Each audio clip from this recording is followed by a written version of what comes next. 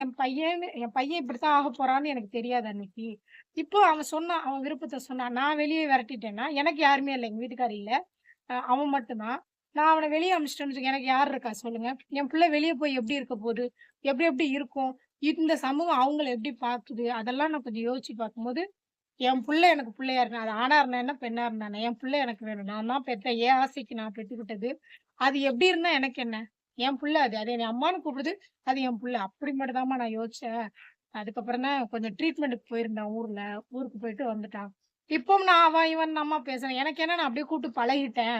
ஆனா அவன் சொல்றான், "இல்லம்மா நீ என்னை இந்த மாரி பாரு" அப்படின்னு. ஆனா எனக்கு இப்போ ஒரு ஆசை நிறைவேறிருக்கு. என்னன்னா, என் பொண்ண ஒரு வேள பொண்ணு இருந்தா நான் என்னென்ன மாரி மேக்கப் பண்ணணும், எப்படி பூ வைக்கணும்னு ஆசைப்பட்டனோ, அந்த இதெல்லாம் எனக்கு இப்ப நான் இவன் மூலமா நான் பண்ணிக்கிறேன். ஆமா.